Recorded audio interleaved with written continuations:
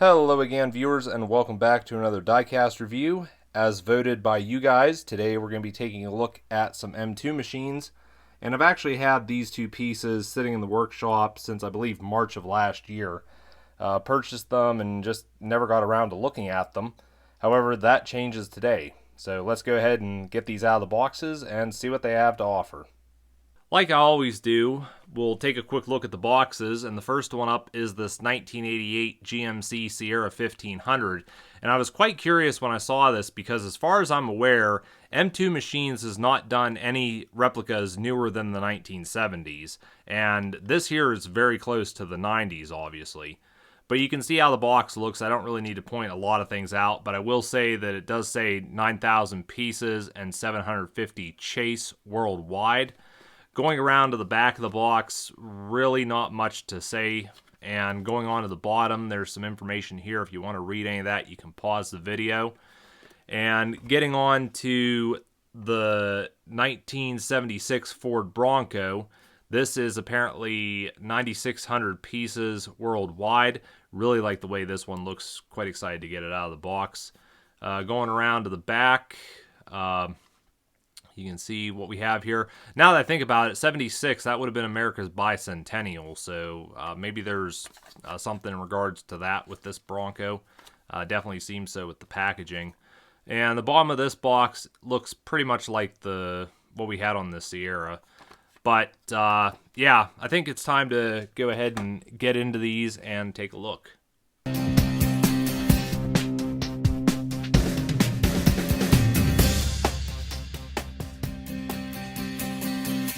Alright, got both of these pieces out of the boxes, and something I'm happy to report with them is I'm not seeing any issues in terms of the quality. So I think next I'm going to go ahead and get the turntable, put these on, and give you all a closer look at them. Alright, first one I'll look at is the Ford Bronco, and I don't know, for some reason this one was just calling out to me. I think what I like the most about this has to be the paint job. You've got this orange with the white top, and then you've got this black stripe that goes up along the side and over the hood. And just a really nice color combination with this. And then when you throw in all the different chrome parts on this, it makes it pop. But when it comes to detail on this, there's definitely a lot of it. As I already mentioned, you got chrome parts, be it the rims, the bumpers. They look really nice. I especially like the tread on these tires. You've also got a nicely detailed grille on the front here with the lights and turn signals. You even got Ford there as well. And then you've also got other details on the side like the lights, door handles, and don't even get me started on the interior. The interior looks great. You've got the white seats, the steering wheel's black, same with the dash. And I mean, I could definitely see this. I could definitely see like adding other details into this interior, like coolers, backpacks, things like that. You've also got the wipers up top here. Really nice touch with those. Quite like them. And one thing I haven't talked about yet is the spare tire on the back. You can see you've even got the where it hinges out and such, and of course it matches the other four tires that are on the Bronco already. Also like the tail lights, nice detail with those too. And this Bronco also has an opening hood, which I'll just reach here. Give me 1 second. There we go. Open that, and you can see the engine's blue. And I don't know, for some reason I like that. The fact that it's the blue color like that goes well with the orange. It's probably the color they were, from factory. Maybe that was just something M2 Machines came up with. I don't know. If you do happen to know, leave it down in the comments. But yeah, I got to say that I'm definitely impressed with this Bronco. A lot of nice detail to this. The overall look of it is just great. And, also forgot to mention, you got Bronco just on the side there, nicely printed as well. But yeah, like I said, this one really impresses me. Up next is the 88 Sierra 1500, and I have to be honest, while I do like the look of this truck, I'm not as impressed with the overall look as I was with the Bronco. Don't get me wrong, I still like the paint job. Of course, we've got this two-tone with the red and the gray here. You've also got the stripe along the side. Also, the one on the tailgate here that has the GMC on it. Probably what's bothering me the most with this has to be the interior. Yeah, it's a red interior, but it definitely it looks really plasticky, obviously, because it's probably just pre-colored plastic. But I think this interior would have looked better had it been a different color, possibly like a gray or maybe even a white would have been better. That's probably the biggest letdown with this, I think. But other details on this are nice. You can see we got the side view mirrors. I really like the tail lights on this. They're like a transparent red plastic. Also got a nice looking back bumper, a nice chrome detail and such there. And you've also got a detailed bumper on the front. Again, nicely chromed. Same with the grille. And the headlights also look good. They've also got the turn signals as well.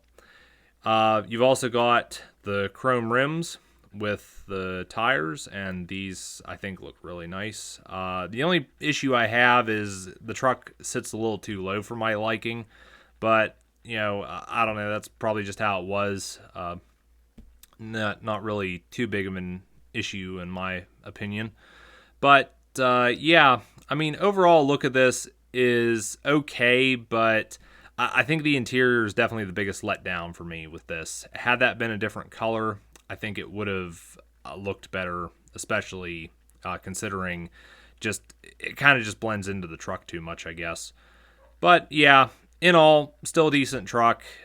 Just kind of didn't meet expectations, I guess.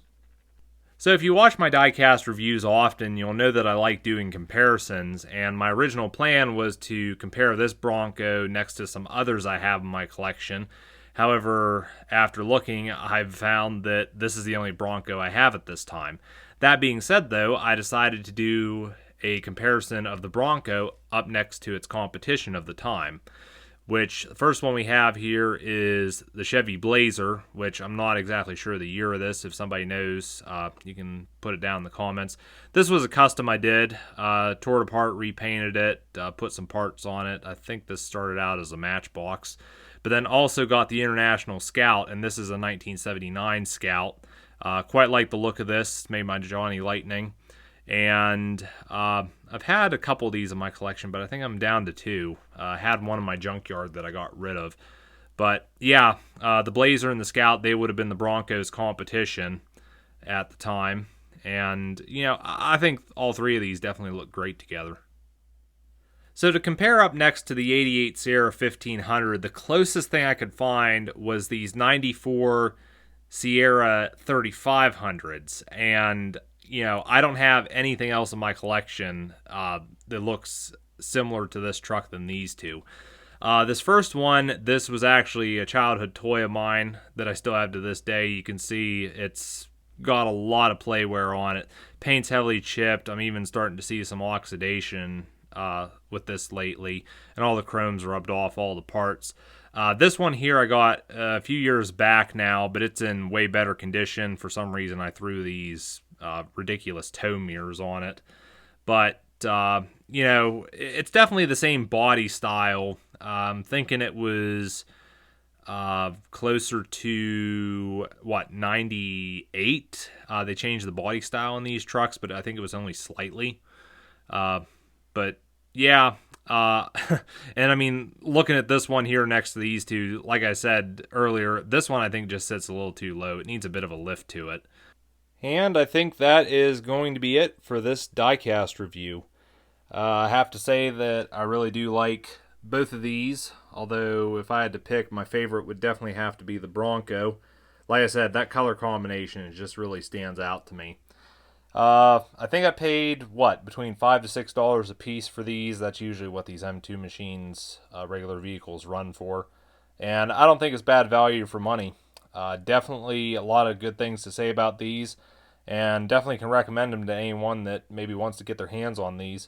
And maybe for a little discussion in the comments there, you can tell me which one of these you prefer, the 88 Sierra 1500 or the 76 Ford Bronco. I've definitely said what I like the most. But anyways, that is going to be it for now. I want to thank everyone that voted in the poll for this diecast review. Definitely going to let you guys vote for the next one when it comes up here.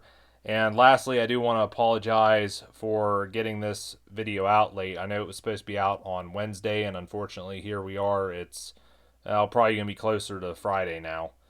But, you know, better late than never, I guess. But like I said, that's going to be it for now. Feel free to let me know your thoughts down in the comments below, and I'll catch you guys later.